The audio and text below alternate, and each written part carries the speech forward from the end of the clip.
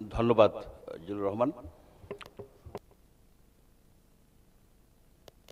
Good morning, আসসালামু আলাইকুম।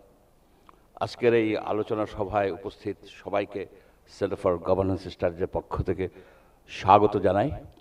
আজকের আলোচনার বিষয় ক্রান্তিকালে বাংলাদেশ, নির্বাচন, অর্থনীতি ও বহিঃসম্পর্ক। আলোচনার জন্য এটা একটা বিশাল প্রেক্ষাপট।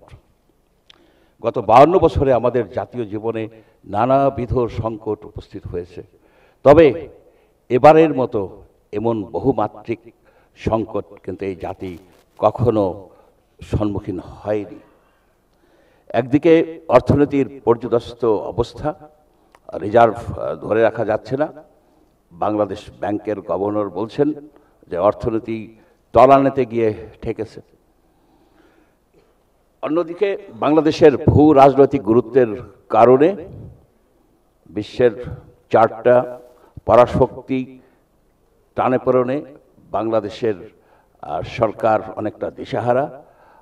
বিভিন্ন দেশের রাজধানীতে হঠাৎ হঠাৎ দৌড়দৌড়ি করছেন। এরই মাঝে আগামী 7ই জানুয়ারিতে জাতীয় নির্বাচন অনুষ্ঠিত হতে যাচ্ছে। এই নির্বাচনকে ঠিক নির্বাচন বলা যাবে না, একটা নাটক। অনেকে বলেন প্রহসনের নাটক।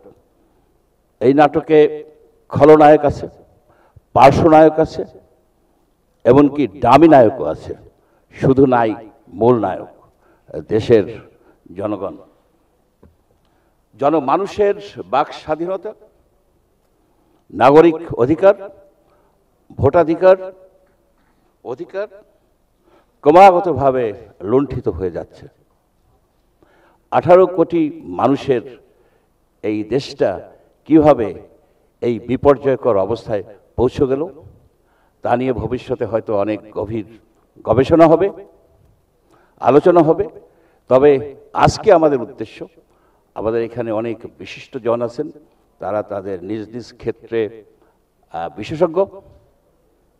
তাদের এই আলোচনার মাধ্যমে হয়তো একটা এই সমস্যা থেকে বের হয়ে আসার একটা প্রাথমিক রূপরেখা বেরিয়ে আসতে পারে।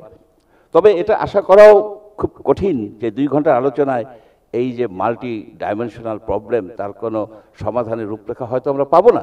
তবে এই আলোচনাকে আমরা সূচনা আলোচনা বলতে চাই।